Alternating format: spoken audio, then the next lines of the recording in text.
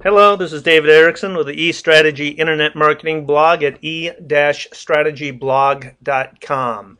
For today's marketing podcast, I'm going to take a look at Google News. Google News has recently updated their look and feel and the layout of this section of the search engine, the news section of the search engine. You can see here I am logged in right now, and let's just take a tour. Along the left-hand side in the navigation bar, they have added top stories here. Top stories are the stories that a lot of news organizations are reporting on right now. So you've got BP in the news, New York Yankees, Steinbrenner recently died, so they're in the news. Mel Gibson had another racist rant, so he's in the news.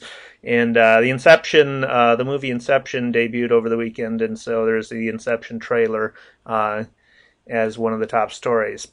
And further down then, next you have starred items. So when you star a group or a story, you can add that to your starred list, and that's where those will appear. So if you are pressed for time and you just want to scan through stuff to read it later, you can just star groups of stories or individual stories, and that will appear in your starred list. Then you'll notice here's a little bit of a glitch in Google News. It has an option based on what Google thinks it knows about me from my location of news near me. This is the news near me section, but it says St. Paul Parish, and you'll notice here St. Paul Parish in Dominica. I am in St. Paul, Minnesota, so that clearly is not correct. However, I don't know whether this weather information is accurate or not, but it is fairly accurate with what we have right now in St. Paul, Minnesota.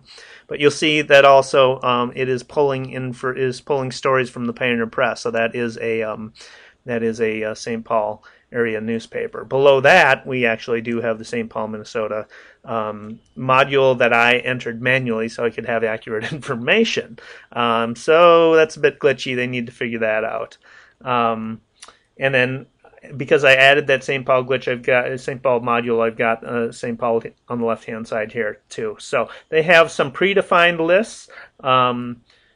Mobile technology that I added, world, U.S., business, all these are the predefined categories that they have on the left-hand side, but the ones that you add are added as well to the left-hand side. So I added Twins news, Vikings news. Let's look and see what Vikings news is. So there's your Vikings page.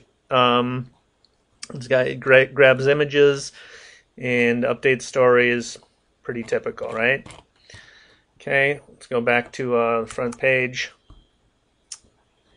And they've also added social elements in this. So the drop-down menus for clusters of stories offer you the opportunity to email this cluster of stories, send it to your reader, send it to Facebook or Twitter or Google Buzz, show more or fewer stories, reader stories, okay? If you scroll down next, you've got news for you. Now, when you log into the new Google Reader, it will take you through a personalization process and ask you to personalize your news. I've already done that, but this does allow you to get news that you are most interested in. So you go through the personalization process. This is basically what you see. It gives you the standard stories that the categories that they give you, and ask you, never, sometimes, or always, do you read these? And then you can add any topic as well. So let's think of a topic here. Location-based. I'm going to remove that and try again. Location-based services is what I want.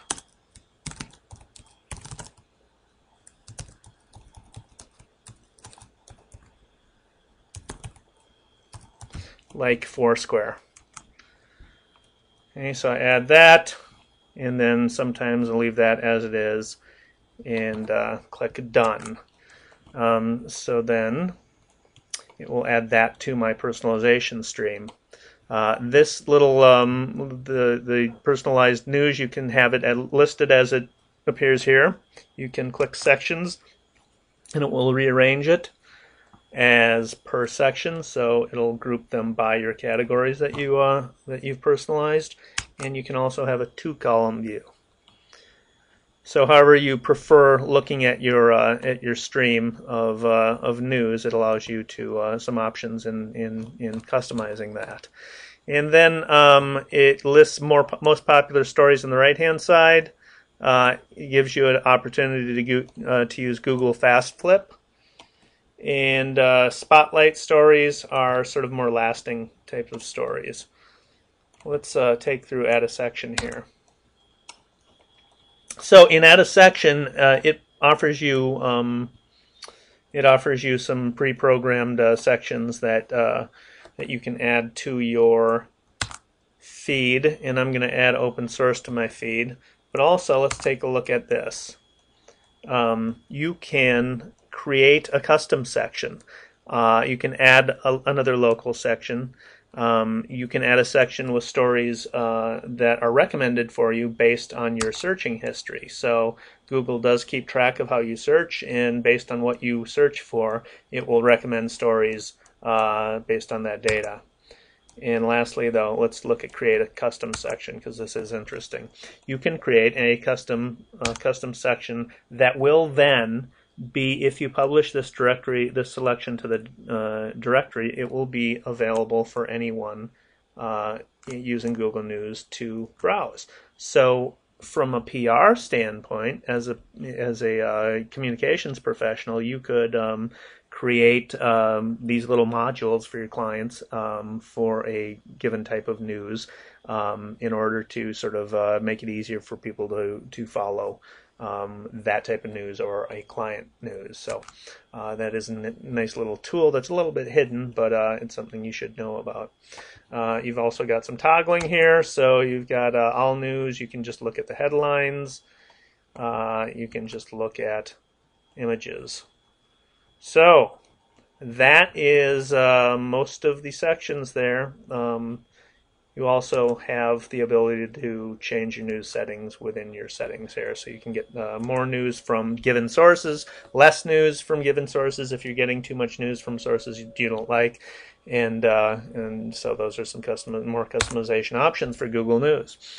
So that's it. That's the Google News' new interface updated. And this has been a marketing podcast from the eStrategy Internet Marketing blog at e-strategyblog.com.